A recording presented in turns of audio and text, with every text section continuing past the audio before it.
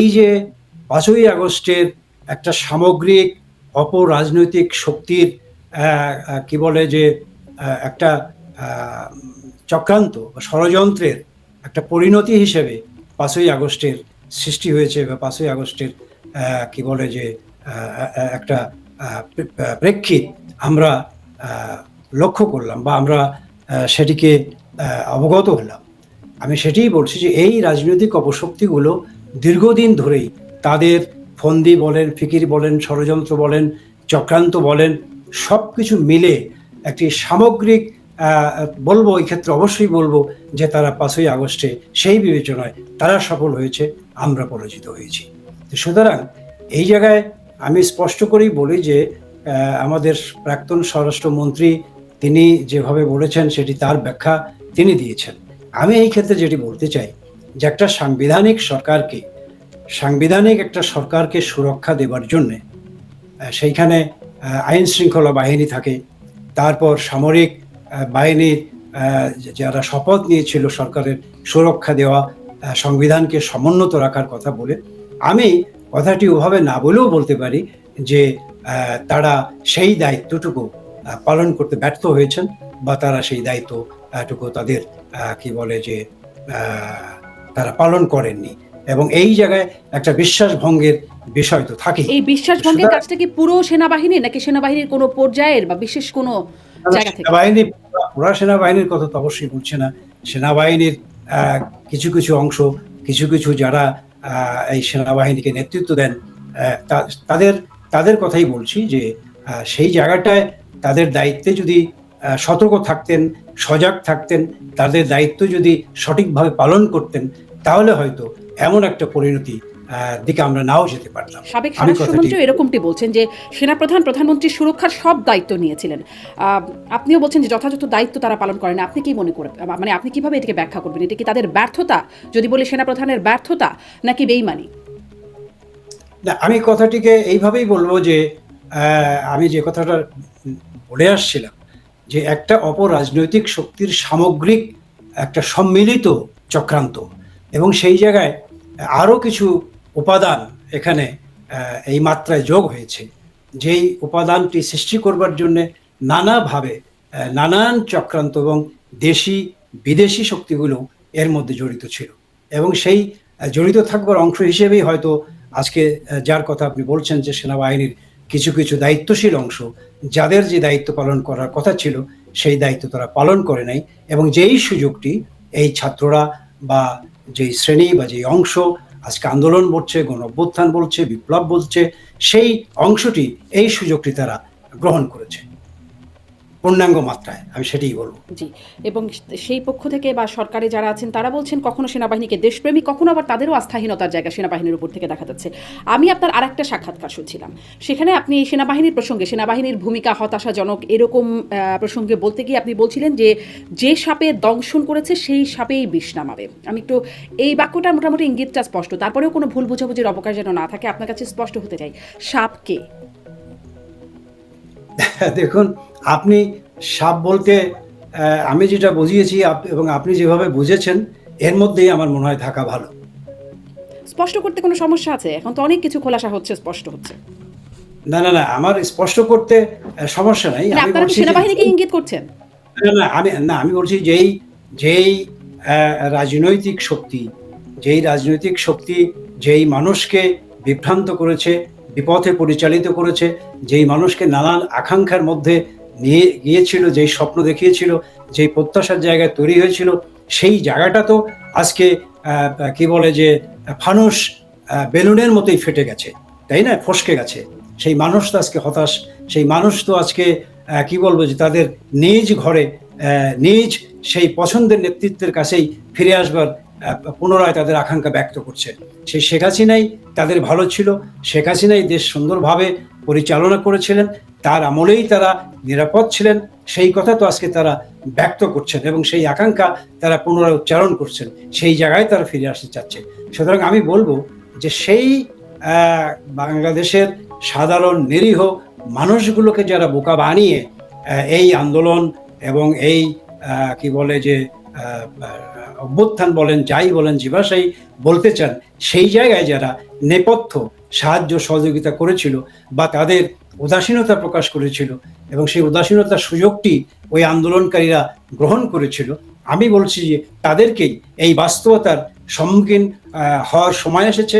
বাস্তবতার মুখোমুখি তারা হবার নিশ্চয়ই সেই উপলব্ধি বোধের জায়গাটা তাদের তৈরি হবে যে বাংলাদেশের মানুষের আকাঙ্ক্ষা বাস্তবায়নের জন্য হলেও তাদেরকে আবার সঠিক জায়গায় ফিরে দাঁড়াতে এই হবে। তারা কারা, জনাব আব্দুর রহমান? তারা আমি বলছি সামগ্রিকভাবে যেই মানে সেই সময়কার আন্দোলনে অংশগ্রহণকারী সকল শক্তিকেই বোঝাচ্ছি। আন্দোলনকারী সকল শক্তি তারা, তাদেরকে আপনি বলছেন। তাহলে আসলে যেই সাপে দংশন করেছে সেই সাপে বিষ নামাবে, বিষটা কিভাবে নামাবে? মানে তারাই বিষটা এখন নামাবে সেই বিষটা কিভাবে নামাবে? তারা তাদের সেই কৃতকর্মের জন্য তারা ভুল স্বীকার করবে। তারা তাদের সেই কি বলে যে যেই মানুষকে যেই স্বপ্ন দেখিয়েছিল সেই মানুষের কাছেই, মানুষের আকাঙ্ক্ষার কাছেই তাদের ফেরত যেতে হবে। আর সেই মানুষের আকাঙ্ক্ষার কাছে যদি ফেরত যায় তাহলেই সামগ্রিক এই উপলব্ধি বোধটা জাতির সামনে নতুন করে দাঁড়াবে। ভুলটা তারা স্বীকার করবে। তারা তো বলছে ভুল স্বীকার করবেন আপনারা, মানে আপনারা যে কারণে ক্ষমতাচ্যুত হয়েছেন, যেই কারণে, আপনারা কি ভুল স্বীকার করবেন না? আপনারা আশা করছেন যারা আসলে উচ্ছেদের পেছনে ছিল তারাই ভুল স্বীকার করবে? নিশ্চয়ই তারাই করবে। কারণ আমাদের প্রতিটি মানুষেরই তাদের কর্মকাণ্ডের পরিক্রমায়, পথ চলার পথে ভুল ভ্রান্তি হতেই পারে। আমাদেরও দীর্ঘ যাত্রাপথে হয়তো আমাদেরও অনেক ভুল ভ্রান্তি হতে পারে, সেটি ঠিক আছে। এবং সেই ভুল ভ্রান্তির জন্য সেই আত্মোপলব্ধি আমরা নিশ্চয়ই করব এবং সেজন্য কোনো ক্ষেত্রে আমরা অনুতপ্ত বোধ এবং সেজন্য আমরা আমাদের জায়গা থেকে আমাদের নিজেদেরকে মূল্যায়নও করব। কিন্তু প্রশ্নটি হলো যেই গোটা আন্দোলনের কি বলে যে যেই একটা মিথ্যা, মানে কি বলে যে আকাঙ্ক্ষার জায়গা তৈরি করে বাংলাদেশের মানুষের সামনে যেই একটা কি বলে যে তাদের উপরে, তাদের সামনে একটা কি বলে ন্যারেটিভ দেওয়া হয়েছিল, সেই জায়গাটা থেকে ফেরত আসতেই হবে। কিন্তু বাংলাদেশের মানুষ তারা আজকে তাদের কি বলে যে ইতিমধ্যেই এই তাদের আন্দোলন ভুল ছিল, তাদের পিছনে গিয়ে তারা ভুল করেছে, এই ধরনের উপলব্ধি বাংলাদেশের মানুষই করছে, বা যারা এই জায়গায় অংশগ্রহণ করেছে তারা সকলেই এখন স্বীকার করছে। আচ্ছা, সাধারণ মানুষ স্বীকার করছে, আর আপনারা আসলে বিবেচনা করছেন আপনাদের ভুল ভ্রান্তিগুলো কি আছে। আমি যদি এটাই আপনাকে জিজ্ঞাসা করি, মানে আপনার অবস্থানটা আপনি স্পষ্ট করছেন, আপনার সেজন্যই আমার আরও একটু জিজ্ঞাসা যে আপনারা আপনাদের এই অবস্থানের পেছনে সবচেয়ে বড় ভুল, সবচেয়ে বড় ব্যর্থতা বা আপনাদের দোষ কি দেখেন? আমাদের ব্যর্থতা, আমাদের ভুল আমরা তো অবশ্যই স্বীকার করি যে আমরা যদি বিরোধী দলদেরকে কোনো না কোনোভাবে নির্বাচনে আনতে পারতাম, সেটি আমরা আরো অধিকতর সফলতার জায়গা আমরা দাবি করতে পারতাম। সেই জায়গাটা আমরা আনতে পারিনি। অবশ্যই এই জায়গাটা আমাদের একটা ভুল আছে এবং তাদেরও একটা রাজনৈতিক ভিন্ন অভিসন্ধি ছিল যে তারা নির্বাচনে না এসে একটা ঘোলা পানিতে মাছ শিকার করবে, এবং সেই জায়গাটাই কিন্তু বাংলাদেশের রাজনীতিটাকে 5ই আগস্ট নিয়ে যাওয়া হয়েছে। তো সুতরাং এই জায়গাটা আমরা মোকাবেলা করতে পারিনি, এটি আমাদের ব্যর্থতা। এবং এমন একটা ঘটনা ঘটলো যেই ঘটনাটার পূর্ব সতর্কতা আমরা অবলম্বন করতে পারলাম না, বা এটাকে মোকাবেলার জন্যে আমরা কি বলে যে প্রস্তুতি গ্রহণ করতে পারলাম না, এবং আমাদেরকে একটা অন্ধকারে কোনো গোষ্ঠী, কোনো মানে একটা শক্তি আমাদেরকে রাখতে সমর্থ হলো, এবং সেটি আমরা বুঝতে পারলাম না, এটি আমাদের ব্যর্থতা।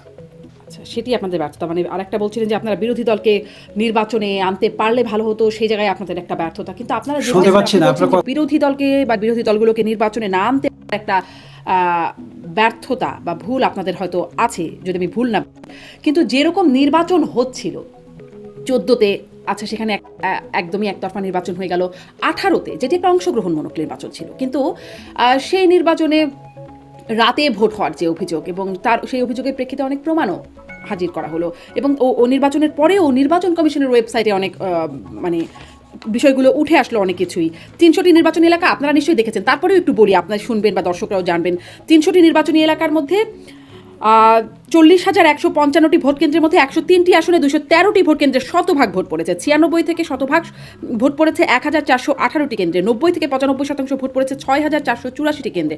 এরকমটি আসলে নির্বাচন কমিশনের ওয়েবসাইট থেকেই এবং সুজনের যে প্রতিবেদন তার পর নির্বাচনের পরে সেখান থেকে এরকম বিষয়টি উঠে এসেছে। কোনো রকম ব্যবস্থা আপনারা নেন নাই, এটা 2018 সালের কথা। সেখানে ভোটের ফলাফলও আমরা দেখেছি। 24 সালে আবারও একটা ওরকম ডামিওয়ালা নির্বাচন, ডামির ব্যাখ্যাও আপনি একবার দিয়েছিলেন নির্বাচনের আগে আগে। তো মানে এইরকম নির্বাচন যদি আপনারা করতে থাকেন, বিরোধী দল আসবে কেন? না দেখুন, বিরোধী দল যদি নির্বাচনটাকে অংশগ্রহণ করবার প্রত্যয় মিনিংফুল একটা পার্টিসিপেশন তাদের রাখত, এবং তারা যদি যথার্থ অর্থেই এই নির্বাচনটাকে তাদের জায়গা থেকে সিরিয়াসলি মোকাবেলা করবার প্রত্যয় তারা ব্যক্ত করত, তাদের আচার আচরণে, তাদের নির্বাচনে অংশগ্রহণ করার সামগ্রিক কলা কৌশলে যদি এটা প্রমাণ হতো, তাহলে এই যে বিচ্ছিন্ন বিক্ষিপ্তভাবে কিছু কিছু জায়গায় কিছু কিছু উৎসাহী মহল তাদের ভোট কেন্দ্রের ভোট বাড়ানোর যেই চেষ্টা বা ভোটের কি বলে যে উপস্থিতি বেশি করে করা, এই বিষয়গুলো ঘটার কোনো সুযোগ থাকতো না। সুতরাং এই জায়গায় যে সমস্ত জায়গার কথা আপনি বললেন, সেই জায়গায় যে সরকারের মদতপুষ্ট হয়ে বা সরকারের কি বলে যে ছত্রছায়ায় এগুলো হয়েছে, ব্যাপারটিকে এইভাবে দেখলে কিন্তু হবে না। 300টি আসনে কিছু কিছু জায়গায় হয়েছে এবং এটা আমি স্বীকার করি, হয়তো হয়েছে, কিন্তু সেই জায়গায় যার যার শক্তি বলে, যার যার প্রাধান্য বিস্তারের ক্ষেত্র তৈরি, যেহেতু বিপক্ষ দল, যেহেতু প্রতিদ্বন্দ্বী শক্তি দুর্বল শক্তি ছিল বা সেই শক্তি সেখানে উপস্থিতি ছিল না, এমন পর্যায়ে হয়তো কিছু কিছু জায়গায় সেখানে হয়েছিল। আমি বিশ্বাস করি বিএনপি বা অন্য রাজনৈতিক দলগুলোর একটা দায় থাকতে পারে, আপনি বলছেন, কিন্তু সরকার দায়িত্বে ছিল, মানে তত্ত্বাবধায়ক সরকার না, তখন আওয়ামী লীগ সরকার ছিল। সরকার তো কোনো ব্যবস্থা নিল, তাদের অধীনে আপনারা নিয়ম পরিবর্তন করে আপনারা আপনাদের অধীনে নির্বাচন করলেন, কিন্তু আপনাদের সময় এরকম অনিয়ম হয়ে গেল।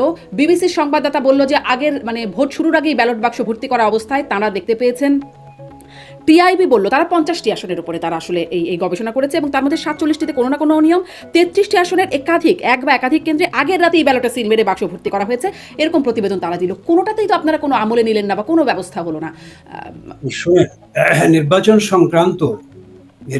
সংক্রান্ত কোনো অনিয়ম বা কোনো ধরনের ব্যর্থতা যদি হয়, সেই ক্ষেত্রে নির্বাচন কমিশনের ব্যবস্থা গ্রহণ করবে এবং সেই নির্বাচন কমিশনের অধীনেই কিন্তু নির্বাচনটি হয়েছে। এবং সেই নির্বাচন কমিশন যদি কোনো ব্যবস্থা গ্রহণ করে থাকে এবং সেই ব্যবস্থা গ্রহণের যদি মনোপুত না হয়, পছন্দ না হয় এবং তার বিরুদ্ধে যদি সরকার কোনো পাল্টা ব্যবস্থা নেয়, তাহলেই কেবল আপনি সরকারকে দোষারোপ করতে পারেন। নির্বাচন কমিশন তার এখতিয়ারভুক্ত সকল ক্ষমতার, নির্বাচনী ক্ষমতার মালিক ছিলেন তারা।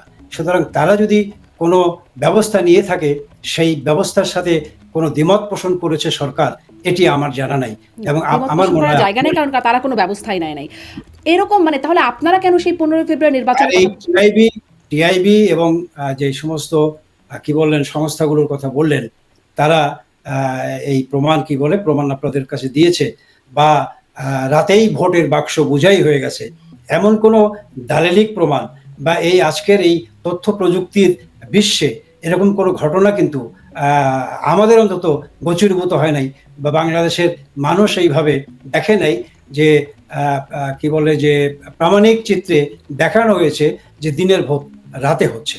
এটি একটি কল্প কাহিনী তৈরি করা হয়েছে একটা রাজনৈতিক অসৎ উদ্দেশ্য থেকেই, এবং সেই রাজনৈতিক অসৎ উদ্দেশ্যই কিন্তু আজকে তারা কোনো না কোনো মনে হয় জনাব আব্দুর রহমান, আপনি যেটি বলছেন, যেটি আসলে কল্প কাহিনী বা রাজনৈতিক অসৎ উদ্দেশ্যে আসলে এটা দেখানো হয়েছে, আপনার মনে হয় যে সাধারণ মানুষ আসলে এই বিষয়টাকে খুব স্বাভাবিকভাবে নিচ্ছে? কারণ যার সাথেই কথা বলেন, রাস্তায় গিয়ে মানে সাংবাদিক হিসাবে অনেকের সাথে কথা বলা বা বিভিন্ন ক্ষেত্রে কথা বলার সুযোগ হয়েছে, এটি একটা সাধারণ অভিযোগ যে ভোট দিতে পারেন নাই। যদি 18-র কথা বলি, কারণ সেখানে একটা অংশগ্রহণমূলক নির্বাচন হয়েছিল, ভোট দিতে পারেনি মানুষ।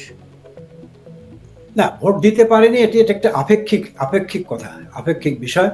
যারা ভোট দিতে পেরেছে তারা দিতে পেরেছে, যারা ভোট দিতে পারেনি তারা ভোট কেন্দ্রে না গিয়েও বলছে আমরা ভোট দিতে পারিনি, এবং তারা তারা তো প্রমাণ করতে চেয়েছে যে এটা নির্বাচনই হচ্ছে না, মানুষ ভোট কেন্দ্রে নাই।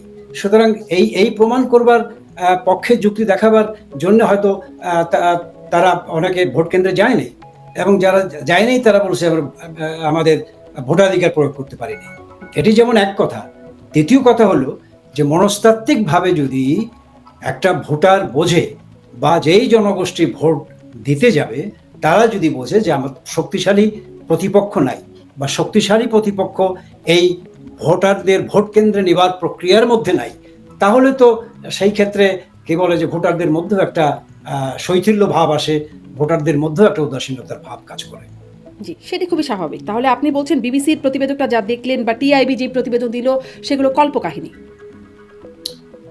কল্পকাহিনী তো অবশ্যই, এবং রাজনৈতিক উদ্দেশ্য প্রণোদিতও বটে। রাজনৈতিক উদ্দেশ্য প্রণোদিত। আপনাদের এই ন্যারেটিভটাতে এই ন্যারেটিভের মাধ্যমে আপনারা আবার নির্বাচনে আস্থা অর্জন করে ফেলবেন, মানে যেভাবে করে আপনাদের পতন হলো, এটি আপনারা বিশ্বাস করছেন? আবার বলেন, কি মানে বলেন? আপনি যে বিষয়টা বলছেন যে এগুলো আসলে কল্পকাহিনী, রাতের ভোটের বিষয়টি কল্পকাহিনী, বা বিবিসি যা বলছে, টিআইবি যা বলছে, রাজনৈতিক উদ্দেশ্য প্রণোদিত কল্পকাহিনী, এই ন্যারেটিভটার মাধ্যমে আপনারা জনমনে আস্থা তৈরি করতে পারছেন, বা জনগণ আপনাদেরকে এই বিষয়টাতে বিশ্বাস করছে বলেই আপনারা মানে নিশ্চিত? না, আপনি কি বিশ্বাস করেন যে জনগণ মানে আমাদের কাছ থেকে মুখ ফিরিয়ে নিয়েছে? জনগণ আমাদেরকে তাদের অবিশ্বাসের জায়গায় নিয়েছে? তাই নয় কি? আপনার তাছাড়া কাছে এরকম পতন কেন হলো আপনাদের? না, পতন তো আমি বলছি যে পতন তো বঙ্গবন্ধু জাতির জনক সপরিবারে 75-এর 15ই আগস্টে তার জীবন দিতে হয়েছে, পরিবারের সকলকেই জীবন দিতে হয়েছে, এবং এই এই এই এই এই দুর্ভাগ্যজনক পরিণতিকে আমাদেরকে মেনেও নিতে হয়েছে। সুতরাং রাজনৈতিক পথ পরিক্রমায় এই ধরনের কখনো কখনো এই পরিণতিকে মেনে নিতে হয়। টাইটানিক জাহাজও ডুবে গিয়েছিল, এবং সেই ডুবন্ত জাহাজ কেবল দাঁড়িয়েই মানে দেখতে হয়েছিল মাত্র। তো সুতরাং এই ধরনের পরিণতি হয়েছে আমাদের কি বলে যে বঙ্গবন্ধু কন্যা শেখ হাসিনা, তিনি একটা কি বলে জবরদস্তির মাথায় তিনি দেশত্যাগ করেছেন। এই সব সত্যকে আমরা মেনে নিয়েই বলতে চাই যে এটি যে একটা চক্রান্ত ষড়যন্ত্রের অংশ হিসেবেই সংগঠিত হয়েছিল। এই ব্যাপারটি কি আজকে বাংলাদেশের কোনো মানুষের বোঝার বাকি আছে? আজকে বাংলাদেশের মানুষ হাড়ে হাড়ে বুঝছে যে এটি নেহায়েতই একটা চক্রান্ত ছিল। আপনি কি মনে করেন যে আজকে যারা সেই আন্দোলনে শরিক হয়েছিল, সেই রাস্তার মিছিলে ছিল, সেই স্লোগানে তারা গলা মিলিয়েছিল, সুর মিলিয়েছিল, আজকে যদি তারাই বুঝতো যে এই বাংলাদেশকে পাল্টে দেবার চক্রান্তের গন্ধ ছিল এই মিছিলে, তারা যদি আজকে সেদিন বুঝতো যে এই বাংলাদেশের মানচিত্র, বাংলাদেশের পতাকা, বাংলাদেশের জাতীয় সঙ্গীত এবং নানান নামে নানানভাবে মূলত এই বাংলাদেশের মুক্তিযুদ্ধের সকল মূল্যবোধকে নস্যাৎ করে দিয়ে সেই মুক্তিযুদ্ধ বিরোধী যে শক্তি ছিল সেই শক্তিরই পুনর্জীবিত করা, সেই শক্তিরই পুনরুত্থান করা ছিল ওই আন্দোলনের মূল লক্ষ্য। তাহলে কি মনে করেন যে সেই মিছিলে, সেই স্লোগানে সেদিন যারা গিয়েছিল তারা সেদিন থাকতো? জনাব আব্দুর রহমান, এটি আপনি বলতেই পারেন যে মানুষ এখন আশাহত হতে পারে, কিন্তু সেটি হচ্ছে মানে সেই বিষয়টা আমি হয়তো এই সরকারের কারোর সাথে যদি কথা হয় আমি সেই প্রশ্নগুলো তাদেরকে করব, যে মানুষ আশাহত হচ্ছে, যা চেয়েছিল তা কিছুই হচ্ছে না, সেটি হয়তো সেই প্রশ্নটা আপনারা করতে পারেন। কিন্তু আপনাদের ওপর থেকে মানুষ মুখ ফেরালো কেন? আপনাদের কেন এমন পতন হলো? কেন আপনাদেরকে, এত পরাক্রমশালী আওয়ামী লীগ যারা 15 বছরের উপর ক্ষমতায়, তাদেরকে পালাতে হলো কেন? না না, আপনি দেখুন, আপনি এই পালানোর কথাটা বলছেন, যেটি সত্যি কি বলবো যে এর ব্যাখ্যা দেবার আমার ভাষা নেই। কিন্তু আপনাকে বলবো আমি একটা কথা, যে সাধারণ মানুষ কি এই আন্দোলনের সাথে সম্পৃক্ত ছিল? আপনি বলতে চান? ছিল না? না। কারা ছিল? ছিল যেই যেই যেই সম্প্রদায়, যেই গোষ্ঠী, যেই শ্রেণী, যেই রাজনৈতিক অপশক্তিগুলো বাংলাদেশের বিরুদ্ধে চক্রান্ত করেছিল, স্বাধীনতার বিরুদ্ধে করেছিল, সেই গোষ্ঠীর নেতৃত্বে এই কোটার একটা কি বলে যে সাধারণ আবরণ সামনে দিয়ে সেই নানানভাবে এই সাধারণ ছাত্র ছাত্রী এবং জনগণকে প্রলুব্ধ করার চেষ্টা করেছিল। কিন্তু মূল তাদের অন্তরালে ছিল ভিন্ন খেলা, এবং সেই খেলাটি মানে কিছু সময়ের জন্য হয়তো কিছু মানুষ বিভ্রান্ত হয়েছিল বটে, কিন্তু সাধারণ মানুষ সেই আন্দোলনে সম্পৃক্ত হয়েছিল, এটি আমি কোন অবস্থাতেই মানব না। তাহলে আপনি মনে করেন যে দেশের মানুষ আপনাদের প্রতি সন্তুষ্ট ছিল? আমাদের যে পরিণতি কথা আপনি বলছেন সেটি এই অপরাজনৈতিক শক্তির চক্রান্তেরই আমরা শিকার হয়েছি, এ কথা আমরা অবশ্যই নির্দ্বিধায় আমরা মানি, আমরা স্বীকার করি। কিন্তু এতে সাধারণ জনগণের পার্টিসিপেশন ছিল, সাধারণ জনগণ আমাদেরকে উৎখাত করেছে, কোনো অবস্থাতেই এ কথা আমরা বলি না, আমরা স্বীকার করি। জনাব আব্দুর রহমান, খুব সহজ একটা প্রশ্ন। সাধারণ জনগণ আপনাদের সাথে ছিল, আপনাদের সাথে ছিল পুলিশ প্রশাসন, সবাই আপনাদের সাথে ছিল, ছাত্রলীগের বিশাল বাহিনী, বিশাল আওয়ামী লীগের নেতাকর্মী, মানে দেশের মানে সবচেয়ে বড় দল বলে আপনারা দাবি করেন, বা একদম অনস্বীকার্য দেশের অন্যতম বড় দল, আপনার সবচেয়ে পুরনো দল, অনেক জনশক্তি আপনাদের। এত কিছু থাকার পরেও আপনারা এভাবে আপনাদেরকে একদম সবাইকে আত্মগোপনে চলে যেতে হলো নেতাকর্মীদের, এটি কি একটা বিশ্বাসযোগ্য কথা জনাব আব্দুর রহমান? না, এটি এটি এটি মানে এটি ধরেন, জনসম্পৃক্ততা না থাকলে আপনাদের এভাবে চলে যেতে হলো? না, জনসম্পৃক্ততা থাকবে না কেন? জনসম্পৃক্ততা আছে বলেই তো আজকে নানান ফন্দি ফিকির করা হচ্ছে আওয়ামী লীগের বিরুদ্ধে। একটা ভোটকে কিভাবে তারা তাদের কি বলে গাণিতিক আকারে অঙ্ক কষে কষে করবে, সেই ষড়যন্ত্র চলছে। আজকে কি করে একটা নির্বাচনকে নতুন একটা দলের জীবন দিয়ে এবং তাদের সেই প্রয়োজনে অনেক সময় নিয়ে হলেও, নির্বাচনকে বিলম্বিত করে হলেও তাদেরকে যখন নির্বাচনের জন্য প্রস্তুত করা হবে তখনই নির্বাচন করা হবে, এই যে সমস্ত ফন্দি ফিকির। এবং আজকে কোন একটা জায়গায় যেন দেখলাম যে ইতিমধ্যে আসন কি বলে বন্টন হয়ে গেছে, 50-50-200, এরকম নানান ইকুয়েশন, নানাভাবে নানান যোগ বিয়োগ ফলের অঙ্ক আমরা রাজনীতির নির্বাচনী মাঠে দেখছি, শুধু একটা মাত্র কারণে, সেটি হলো আওয়ামী লীগকে এই নির্বাচনের বাইরে রাখা, আওয়ামী লীগকে নির্বাচনে অংশগ্রহণ না করবার ফন্দি ফিকির আটা। তো মানুষের মধ্যে যদি আওয়ামী লীগের অবস্থান না থাকবে, জনগণের মধ্যে যদি আওয়ামী লীগের সেই শক্ত কি বলে যে বন্ধন না থাকবে, তাহলে এই ফন্দি ফিকির কেন করছে, কার জন্য করছে, কিসের স্বার্থে করছে? জি, আপনি এই সময় ফন্দি ফিকির নিয়ে কথা বলছিলেন, আমি একটু আপনাদের যখন আপনারা ক্ষমতায় তখনকার ফন্দি ফিকির, মানে আমি এই জায়গাটাই আপনার কাছে স্পষ্ট হতে চাই। আপনি যেহেতু বলছেন সাধারণ মানুষ আসলে আপনাদের সাথে, পুলিশ প্রশাসন, ছাত্রলীগ, নেতাকর্মী, আপনারা কেন পালালেন? শোনেন, আমরা পালাইনি, আমরা পালাবো কেন? আমরা একটা কথা আছে, retreat does not mean defeat. সুতরাং আপনাকে মনে রাখতে হবে যে আজকে কোনো ক্ষেত্রে যেখানে আইন শৃঙ্খলার বালাই নাই, যেখানে কোনো বিচার চাইবার জায়গা নাই, আজকে বাংলাদেশের সর্বোচ্চ আদালতে যদি কেউ বিচার প্রার্থনা করে তাহলে সেখানে তাকে মারপিট করে বের করে দেওয়া হচ্ছে, সেখানে ধমক দিয়ে বিচারক পাল্টানো হচ্ছে, সেখানে কোনো বিচার প্রার্থীর পক্ষে কোনো আইনজীবী দাঁড়াতে পারবে না, এমন একটা নৈরাজ্যকর পরিস্থিতি তৈরি করা হচ্ছে, যেখানে আওয়ামী লীগের একদম ওয়ার্ড লেভেল থেকে শুরু করে কেন্দ্র পর্যায়ে পর্যন্ত সমস্ত নেতা কর্মীর বাড়ি ঘর জ্বালিয়ে ছারখার করে দেওয়া হয়েছে এবং নির্বিচারে লুটতরাজ করা হয়েছে।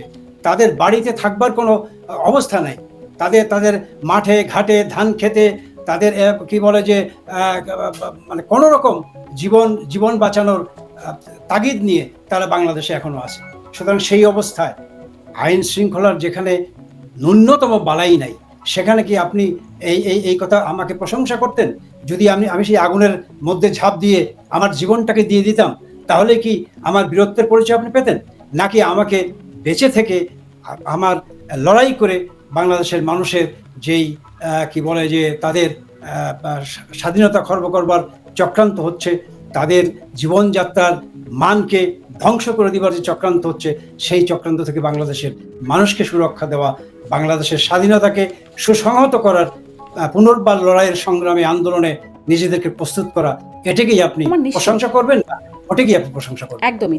এটা জনাব আব্দুর, একই প্রশ্নে দুঃখিত যে বারবার যেভাবে বলছি, যে তার মানে আপনারা এটি বলছেন যে মানুষ আপনাদের সাথে ছিল, প্রশাসন আপনাদের সাথে, আপনাদের নেতাকর্মীরা আপনাদের সাথে, তারপরেও আসলে এরকম একটা অবস্থা, ওই গুটি কয়েক চক্রান্তের এই পরিণতি হয়ে গেল, মানে এটি আপনারা বিশ্বাস করেন? হ্যাঁ, চক্রান্তকারী ষড়যন্ত্রকারীরা অনেক সময় তাদের অন্ধকার গড়ে পথে দৃশ্যমান শক্তির চাইতেও বড় শক্তিশালী শক্তি হয়ে দাঁড়ায়। সুতরাং এটি তাদের দীর্ঘদিনের পরিকল্পনা, এবং এই পরিকল্পনা আমি যে কথাটি প্রথমেই শুরু করেছিলাম, যে বাংলাদেশের স্বাধীনতার পূর্বপর যেই রাজনৈতিক অপশক্তিটি এই দেশের স্বাধীনতার বিরোধিতা করেছিল, বিরুদ্ধে শক্ত অবস্থান নিয়েছিল, সেই শক্তি পর্যায়ক্রমে নানান বাঁকে বাঁকে নানান পরিচয় নানাভাবে গোপন করে নতুন পরিচয় সামনে এনে তারা মূলত বাংলাদেশটার বিরুদ্ধেই ষড়যন্ত্র করেছে এবং সেই ষড়যন্ত্রের অংশ হিসেবেই বঙ্গবন্ধুকে হারিয়েছি। সেই ষড়যন্ত্রের অংশ হিসেবেই বঙ্গবন্ধু কন্যা শেখ হাসিনা আজকে এই বাংলাদেশকে একটা অভূতপূর্ব উন্নয়নের বাংলাদেশ তিনি দিয়েছেন। আজকে তিনি বাংলাদেশের 1 কোটি মানুষকে তিনি গত 15টি বছর ধরে বিনা পয়সায় তিনি খাবার দিয়েছেন।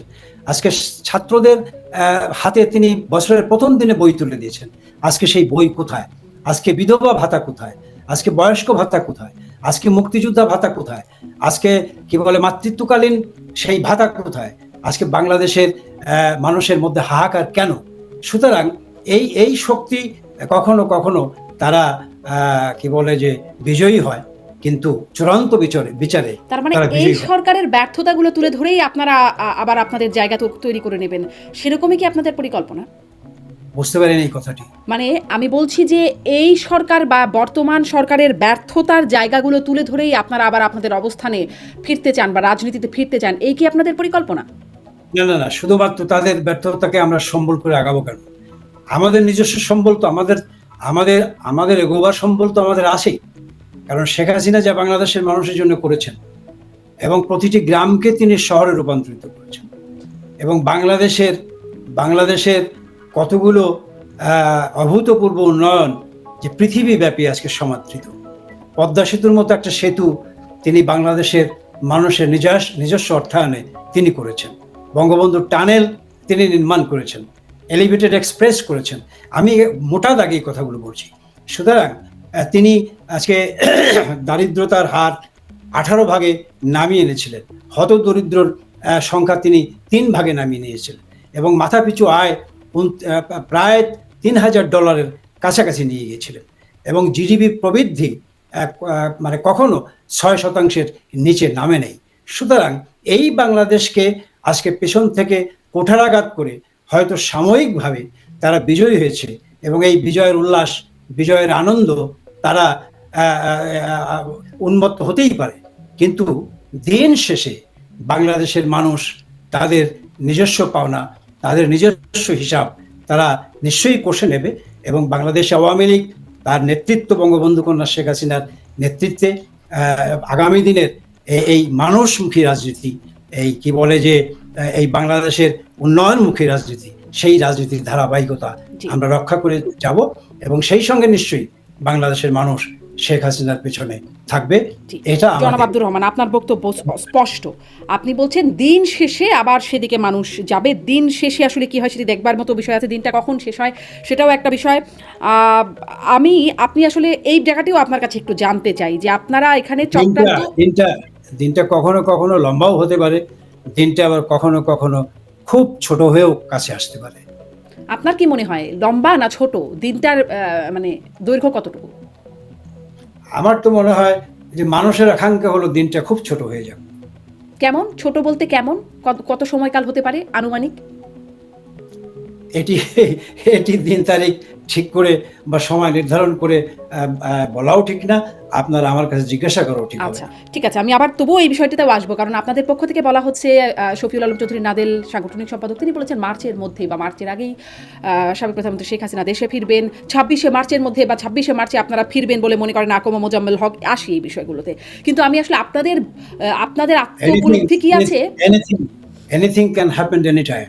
আচ্ছা, আপনাদের আত্ম উপলব্ধির জায়গাটা কি আছে সেই বিষয়গুলো আমি একটু জানতে চাই। আর যদিও আপনি বলছেন চক্রান্ত ষড়যন্ত্রের বিষয়টি বারবার বলছেন, আমি আপনাদের সাথেই কথা বলে, মানে আপনাদের নেতাকর্মীদের সাথেই কথা বলছিলাম। রাশেক রহমান সম্প্রতি আমার একটা অনুষ্ঠানে ছিলেন, আওয়ামী লীগের নেতা, তিনি একজন নেতা, তিনি বলছিলেন যে স্থানীয় সরকার নির্বাচনে প্রতীক বরাদ্দ দেওয়াটা এটা ছিল আওয়ামী লীগের প্রথম ভুল সিদ্ধান্ত, এবং সেটি আসলে আপনারাও পরবর্তীতে রিয়েলাইজ করেছেন এবং সেখান থেকে ফিরেও এসেছেন। কিন্তু তিনি যেটি বলছেন যে এই নমিনেশন প্রক্রিয়ায় যে নেতৃবৃন্দ উপস্থিত ছিলেন তাদের কাউকে দিয়ে আগামী দিনের রাজনৈতিক আন্দোলন সংগঠন করতে পারবে না, 50 থেকে 60 লাখ টাকা করে নমিনেশন পেতে হয়েছে, যারা নমিনেশন পাননি তারা টাকাটাও ফেরত পাননি। অতএব তাদের সেই নেতাদের দিয়ে আর আন্দোলন সংগ্রাম হবে না। আমি দেখছিলাম নমিনেশন বোর্ডে আসলে আপনিও আছেন, আপনি জাহাঙ্গীর কবির নানক, বাহাউদ্দিন নাসিম, বি এম মোজাম্মেল হক এনারা সেই নমিনেশন বোর্ডে ছিলেন। একটু এই অভিযোগটা সম্পর্কে বলবেন। আপনাদের নেতারাই এবং আরও নেতারা যারা অনানুষ্ঠানিকভাবে কথা বলেছেন, রাশিক রহমান আনুষ্ঠানিকভাবে আমার এই আয়োজনেই বলেছেন, অনানুষ্ঠানিকভাবে অনেকেই আসলে এই অভিযোগটা করছেন আপনাদের নেতাকর্মীরাই। আসলে কি 50 থেকে 60 লাখ টাকা করে নেওয়া হতো? আমি আপনাকে একটা কথা বলি, স্থানীয় নির্বাচনে দলীয় প্রতীক বরাদ্দ করে নির্বাচনে যাওয়া না যাওয়ার বিষয়টি সেটি ছিল আমাদের একটা রাজনৈতিক সিদ্ধান্ত, এবং সেই সিদ্ধান্তটি মাননীয় প্রধানমন্ত্রিত্ব এবং আমাদের দলের সভাপতি তার নেতৃত্বেই হয়েছিল। এটা কেটি বলছিলাম, এটি ছিল একটা রাজনৈতিক সিদ্ধান্তের অংশ। সুতরাং সেটি ভুল ছিল, সেটি সঠিক ছিল, সেই ব্যাপারটি ব্যক্তিগত পর্যায়ে আমি একভাবে বলবো, আমার অন্য একজন সহকর্মী অন্যভাবে বলবে, আমার মনে হয় এটি বলার ফোরাম না। যেহেতু দলীয় একটা সিদ্ধান্তে এই সিদ্ধান্তটি গৃহীত হয়েছিল, সুতরাং তেমন একটা ফোরামেই কেবলমাত্র এটি নিয়ে বিতর্ক হতে পারে। এটি হলো এক। আর দ্বিতীয়টি হলো যে উনি যে অভিযোগটি তুলেছেন সেই ব্যাপারে আমি কোনো কথা না বলেও যদি এইভাবে এইটুকু বলি যে সেই মনোনয়ন বোর্ডের মনোনয়ন প্রক্রিয়াটা হলো এরকম যে তৃণমূল পর্যায় থেকে কিছু কিছু সুপারিশ কোনো প্রার্থীর পক্ষে থাকতো, এবং তিনটি যেই কি বলে গোয়েন্দা সংস্থা, তাদেরও একটা রিপোর্ট মাননীয় প্রধানমন্ত্রী তিনি সংগ্রহ করতেন, এবং প্রতিটি ইউনিয়ন পর্যায় পর্যন্ত এই রিপোর্টটি উনি সংগ্রহ করতেন, এবং সেটিকে সামনে নিয়ে একটা চুল ছিঁড়া বিশ্লেষণ করেই কিন্তু মনোনয়ন উনি চূড়ান্ত করতেন। তাহলে আপনারা আসলে আপনাদের এই প্রক্রিয়ায় কেউ যদি টাকা বা অর্থ গ্রহণ করেও থাকেন বা করেনও, তাহলে তিনি মনোনয়ন দেওয়ার সক্ষমতা রাখেন, মনোনয়ন দেওয়ার কি বলে যে তিনি কোনো প্রভাব বিস্তার করতে পারেন, সেটির সুযোগ একেবারেই মনোনয়ন বোর্ডে থাকতো না। এটুকু আপনাকে বলতে পারি। জি, আপনি এটি মানে সেই বিষয়টির কথা মানে সেটি সত্যি না বলে আপনি বলছেন যে 50 থেকে 60 লাখ করে টাকা নেবার যে অভিযোগটি সেটি সত্য না। আমার তো জানা মতে একদমই সত্য না। জি, অনেকেই আবার এই বিষয়টা জানেন বলে বলছেন, সেটিও আবার আপনাদের দলের ভেতরেই। যাই হোক, এটি এখন খতিয়ে দেখবার মতো সেই জায়গাটি নেই। কিন্তু আপনি যেটি বলছেন যে গোয়েন্দা সংস্থাদের কাছ থেকেও রিপোর্ট নেওয়া হতো, মানে আপনার দলে কে মনোনয়ন পাবেন সেটি গোয়েন্দা সংস্থার রিপোর্টের ভিত্তিতে হতো না, একটা গোয়েন্দা সংস্থার রিপোর্ট, মানে আমি বলছি যে ধরেন একটা কি বলে যে ক্ষমতাসীন দল, সুতরাং ক্ষমতাসীন দলের যারা কি বলে ওই পর্যায়ে নেতৃত্ব দেন বা ওই পর্যায়ের যারা মনোনয়ন প্রত্যাশী, সুতরাং তাদের ক্ষেত্রে খোঁজ খবর নেওয়ার বিষয়ে নানানভাবে নানান জায়গা থেকেই বোর্ডের সভাপতি আমাদের দলের প্রধান তিনি নিতেই পারেন। সুতরাং সেই কি বলে গোয়েন্দা সংস্থাদের রিপোর্ট নেওয়াটা এটি যে একটা কি বলে যে মানে অপবিত্র জিনিস, বিষয়টা তো এরকম ভাববার কোনো কারণ নেই। কিন্তু চূড়ান্ত সিদ্ধান্ত তো উনিই নিয়ে থাকতেন মনোনয়ন বোর্ডের সাথে আলাপ আলোচনা করে। সুতরাং মনোনয়ন দেওয়ার ক্ষেত্রে মানে কে যোগ্য প্রার্থী, কে অধিকতর যোগ্য, সেই ক্ষেত্রে যদি কোনো কি বলে যে সহায়ক শক্তি আমাদের কি বলে যে সিদ্ধান্ত নেওয়ার ক্ষেত্রে সাহায্য করতে পারেন, তো সেই সাহায্যটি নিয়ে তো কোনো কি বলে যে অমূলক কিছু না। কিন্তু অমূলক নয় কি? রাষ্ট্রীয় গোয়েন্দা সংস্থা দলীয় সিদ্ধান্ত নেবার ক্ষেত্রে কেন মানে সাহায্য করবে? সেটিতে একটা মানে সেটি কি সঠিক কাজ? মানে এই কাজটি কি বিএনপি বা অন্য কোনো দলকে করতে পারতো চাইলে? সঠিক কাজ কি বেঠিক কাজ সেই বিতর্কে আমি যাচ্ছি না। আমার কথা হলো যে আমার সিদ্ধান্ত সঠিকভাবে নেবার ক্ষেত্রে কোনো না কোনো পর্যায়ে কারো না কারো কাছ থেকে যদি সাহায্য নেওয়াতে আমার কি বলে আমি সমৃদ্ধ হতে পারি, আমার সিদ্ধান্ত নিতে সহায়ক হয়, তাহলে আমি সেই সুযোগটুকু কেন গ্রহণ করব না?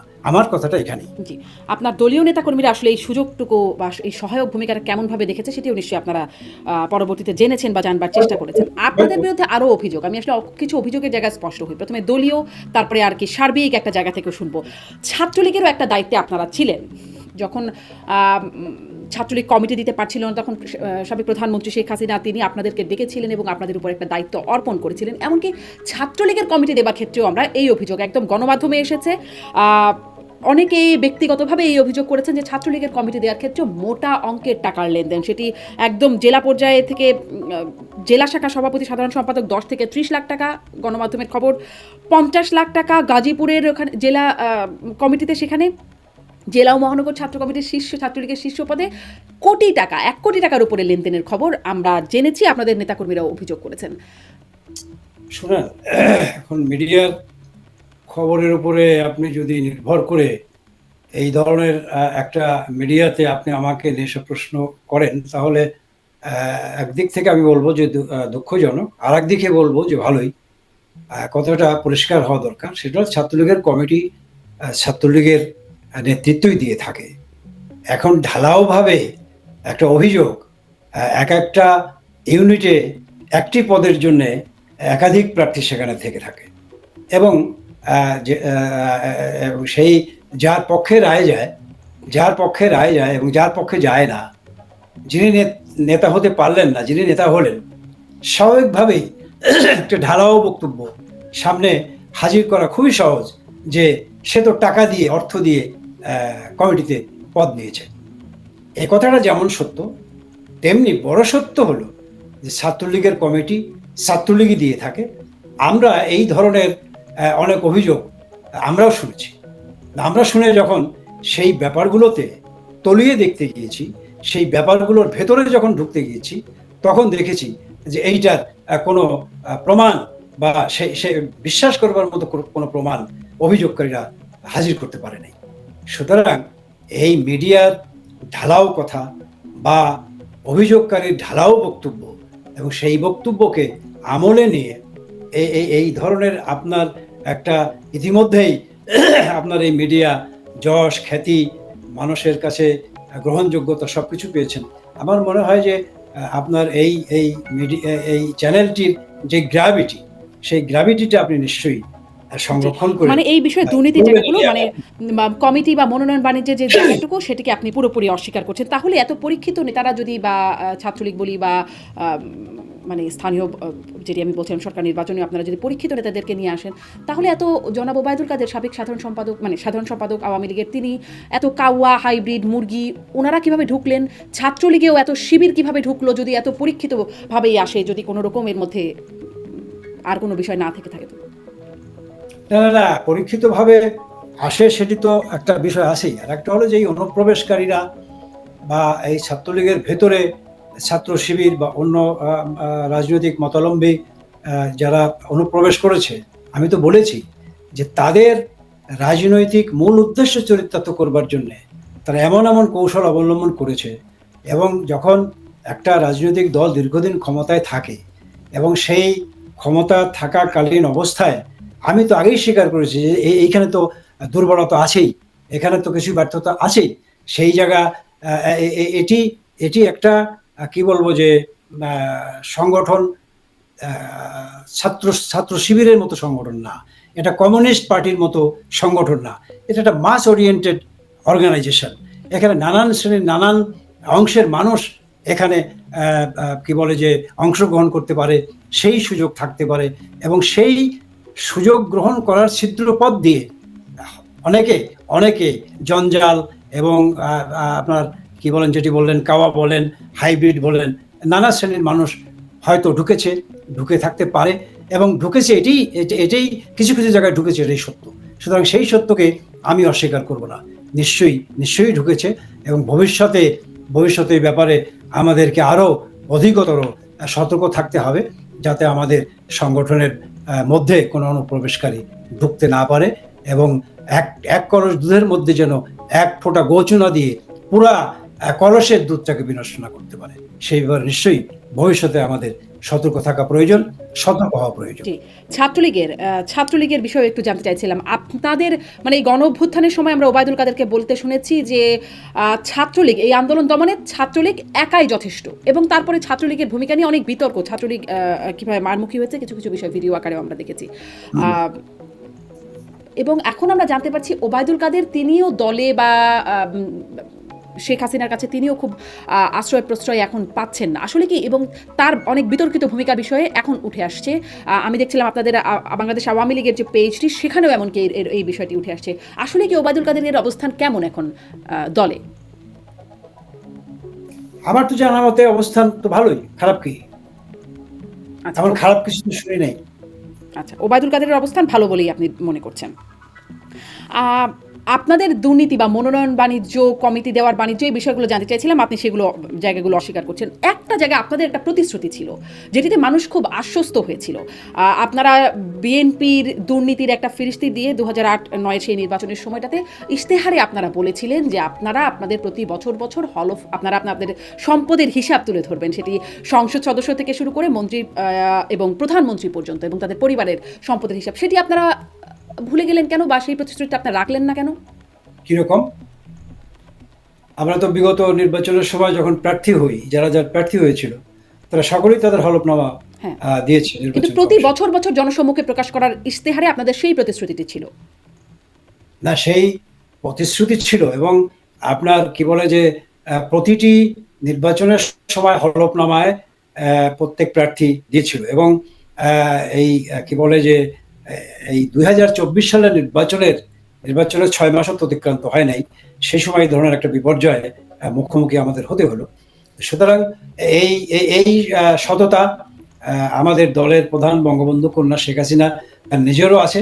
তিনি তাদের দলের মানে প্রতিনিধি আকারে, বিশেষ করে যারা মনোনয়ন পেয়েছিলেন তাদের হলফনামায় তারা নির্বাচনকালীন সময়ে নির্বাচন কমিশনে জমা দিয়েছে এবং প্রতি বছর বছর সেই প্রক্রিয়াটি শুরু হবার আগেই তো এই ধরনের ঘটনাটি আমাদের সামনে ঘটল। এটা তো 24-এ আপনারা প্রতিশ্রুতি দিয়েছিলেন 2008-এ, মানে সেই প্রথমবার 15 বছরের নির্বাচন টানা ক্ষমতার প্রথম দফার আগেই আপনারা এই প্রতিশ্রুতি 2008-এ আপনাদের নির্বাচনী ইশতেহারের এই প্রতিশ্রুতি ছিল 5.3 অনুচ্ছেদে আপনাদের ইশতেহারের। আপনাদের প্রতি বছর বছর আপনাদের সম্পদের হিসাব জনসম্মুখে প্রকাশ করার কথা ছিল। যদি আপনারা করতেন এই অভিযোগগুলো তো হালে পানি পেত না যদি তা অসত্য হতো, তাই নয় কি? নিশ্চয়ই নিশ্চয়ই এবং এটি করা উচিত ছিল এবং এই কথা বলে যদি না করা হয় তাহলে এটি বলবো যে আমাদের একটা ভুল। জি, যদি অবশ্যই করা হয় নাই আর কি, সেজন্য অনেক সমালোচনা আপনাদের আছে। আপনি বলছেন হলফনামা প্রতি বছর মানে নির্বাচনের আগে হলফনামা দেওয়া হয়। হ্যাঁ, আসলেই হলফনামা দেওয়া হয় এবং সেখানে যে সম্পদের বৃদ্ধির হিসাবটা দেখা যায় হলফনামা বিশ্লেষণ করেই, যেটা আপনারা বলছেন তার মধ্যেই, সেটিও তো চোখে লাগার মতো জনাব আব্দুর রহমান। সেটি কি আপনারা কখনো চিন্তা করে দেখেছেন বা খতিয়ে দেখেছেন? যেমন ধরেন জি, বলেন। যেমন ধরেন আমি যদি কয়েকটা বলি যে সিরাজগঞ্জ 2 আসনের সংসদ সদস্য জান্নাত আরা হেনরি, তার হলফনামা বিশ্লেষণ করে দেখা যাচ্ছে তার সম্পদ 497 গুণ বেড়েছে। সাবেক রেলমন্ত্রী নুরুল ইসলাম সুজনের সম্পদ, অস্থায়ী সম্পদ 32 গুণ। ঝিনাইদহ 4 আসনের সংসদ সদস্য আনোয়ারুল আজিম যিনি প্রয়াত, তার নগদ টাকা বেড়েছে 222 গুণ। ফেনী 2 এর নিজাম হাজারীর স্ত্রীর সম্পদ 100 কোটি টাকা বেড়েছে। সলিমের আয় বেড়েছে, সেটিও আসলে মানে এরকম অনেক অনেক অনেক গুণ আর কি বেড়ে যাচ্ছে। এই বিষয়গুলোকে আপনারা কখনো অ্যাটেনশন দিয়েছেন? না, সেটি অ্যাটেনশন দিবার কি বলে যে আমাদের সেই ধরনের মানে কি বলবো যে সেই ধরনের কি বলে যে আমরা মনোযোগী হই নাই, এটা ঠিক। তবে চোখে পড়ার মতো আর একটা কি শব্দ ব্যবহার করলেন, কানে লাগার মতো নাকি চোখে পড়ার মতো, মানে চোখে পড়ার মতো কি না এই যে এই হিসাবগুলো যেভাবে দেখা যাচ্ছে সেটা কি চোখে, এবং এটা কিন্তু তাদেরই হলফনামা বিশ্লেষণ করে। না না, বুঝতে পারছি। তো এরকম যদি হয় তো সেই ব্যাপারে তদন্ত হবে, সেই ব্যাপারে যদি কোনো জায়গায় কি বলে গরমিল থাকে তাহলে তো সেক্ষেত্রে সরকারের মেকানিজম আছে, সেই মেকানিজম দিয়ে এর একটা যাচাই বাছাই তো হবার সুযোগ আছেই বা থাকেই ছিল, কিন্তু এই যে 15 বছর 17 বছর হলো সেই মেকানিজমের মাধ্যমে যাচাই বাছাই হয়নি বলেই এই প্রশ্নটা আজ আমি মানে করবার একটা অবকাশ তৈরি হচ্ছে। আপনারা যে যাচাই বাছাইয়ের কথা বলছেন, আরেকটি বড় অভিযোগ খুব আলোচিত হচ্ছে এস আলম কাণ্ড। তিনি ডেইলি স্টারের খবর আসলো লক্ষ কোটি টাকা পাচার করে, মানে দেশ থেকে তিনি পাচার করে দিয়েছেন। সেই খবরটি ঠিক নাকি মিথ্যা এই বিষয়ে যাচাই বাছাইয়ের জন্য হাইকোর্ট একটা আদেশ দিলেন। সেই বিষয়ে কাজও শুরু করলো বাংলাদেশ ফিনান্সিয়াল ইন্টেলিজেন্স এবং দুদক তাদের একটা তদন্ত শুরু করলো, কিন্তু আবার হাইকোর্টের সুপ্রিম কোর্টের চেম্বার আদালত সেটি আদেশ দিয়ে সেই তদন্তটি থামিয়ে দিল, স্থিতাবস্থা সেটিতে জারি করে দিল। এরকমটি আসলে কেন হলো? মানে তদন্তের কথা বলছেন, যাচাই বাছাই। আরেকটু বলি জনাব আব্দুর রহমান, তিনি 2022 সালের 10ই অক্টোবর তিনি বাংলাদেশি পাসপোর্ট প্রত্যাহার করেন, এস আলম সপরিবারে প্রত্যাহার করেন এবং একই দিনে একই সন্ধ্যায় বিদেশি নাগরিক হিসেবে বাংলাদেশে স্থায়ী বসবাসের অনুমোদনও পেয়ে যান। এত এত ফেভার কেন তার প্রতি? ফেভারটা কে করেছে? স্বরাষ্ট্র মন্ত্রণালয় তার কাছে পাসপোর্ট প্রত্যাহার করেছেন এবং স্বরাষ্ট্র মন্ত্রণালয়ে আবেদন করে মানে বিদেশি নাগরিক হিসেবে বাংলাদেশে স্থায়ীভাবে বসবাসের সুযোগ পেয়েছেন। বাংলাদেশের স্বরাষ্ট্রমন্ত্রী বিদেশে নাগরিকত্ব দেওয়ার এখতিয়ার রাখে? না, বিদেশি নাগরিকত্ব তো তিনি নিয়েছেন, কিন্তু বাংলাদেশের নাগরিকত্ব তিনি প্রত্যাহার করেছেন এবং বিদেশি নাগরিক হিসেবে বাংলাদেশে স্থায়ীভাবে বসবাসের অনুমতি তিনি স্বরাষ্ট্র মন্ত্রণালয়ের কাছ থেকে নিয়েছেন। সেটি কিভাবে সম্ভব হলো? মানে এটি তো একটা কঠিন কাজ, এক সন্ধ্যায় এটি সম্ভব হয়ে গেল। এত ফেভার কেন এস আলম, যার বিরুদ্ধে লক্ষ কোটি টাকা পাচারের অভিযোগ? না, আমার কথাটা হলো যে এই সুযোগ কেন গ্রহণ করলো, কিভাবে গ্রহণ করতে পারলেন, এটা তো একটা আইনি ব্যাখ্যার বিষয় এবং আপনি আদালতের কথাটাও এখানে নিয়ে আসছেন কোনো না কোনো এক পর্যায়ে। তো সুতরাং এটা আইন আদালত সম্পর্কে আমার কোনো মন্তব্য আমি করতে চাই না। তবে স্বরাষ্ট্র মন্ত্রণালয় যদি কোনো আইন আদালতের রেফারেন্সে তিনি করে থাকেন, তাহলে সেটা তো বিচারিক আদালতের বিষয়, সেই জায়গায় আমি কোনো কথা বলতে চাই না। তবে আমি সামগ্রিকভাবে একটা কথা বলতে চাই, আপনার মাধ্যমে পরিষ্কার করেই বলতে চাই, এস আলম হোক আর জেড আলম হোক, যিনি যেই হন, সেটি যদি এমন হয় যে আজকে কি বলে তাদের বিরুদ্ধে যেই ধরনের অনিয়ম, দুর্নীতি, নানান কথা নানাভাবে প্রকাশ হচ্ছে, প্রচার মাধ্যমে প্রচার হচ্ছে এবং রাজনৈতিকভাবেও আমরা কেউ ব্যবহারও করছি। সুতরাং এইগুলো না করে এই গায়েবানা মানে সংখ্যা কোটির থেকে হাজার কোটি, হাজার থেকে লক্ষ কোটি না নিয়ে আমার মনে হয় যাদের বিরুদ্ধে এই ধরনের অভিযোগ আছে, একটা সুনির্দিষ্টভাবে সেই অভিযোগগুলো কি বলে যে সুনির্দিষ্টকরণ করে তাদের বিরুদ্ধে যদি ব্যবস্থা গ্রহণ করে এবং সেই ব্যবস্থা যদি আইনানুগ এবং নিরপেক্ষ ব্যবস্থা গ্রহণ করা হয় এবং সেটি যদি কোনো রাজনৈতিক উদ্দেশ্য পূরণের লক্ষ্যে না হয়, তাহলে অবশ্যই সেই ধরনের ব্যবস্থাকে আমরা স্বাগত জানাবো। জি, কিন্তু আপনাদের সময় সেটি হলো না কেন? আপনারা দীর্ঘ সময় আর থাকলেন, এত অভিযোগ আপনাদের বিরুদ্ধে আসলো, কিন্তু সেই অভিযোগের তদন্ত পর্যন্ত থেমে গেল। এস আলমের বিরুদ্ধে অভিযোগের তদন্তের কথা বলছি, সেটিও পর্যন্ত আটকে গেল। মানে এমনকি যদি তখন সাবেক পররাষ্ট্রমন্ত্রী ডক্টর আব্দুল মোমেন তিনিও বলেছিলেন বেগম পাড়ার কথা।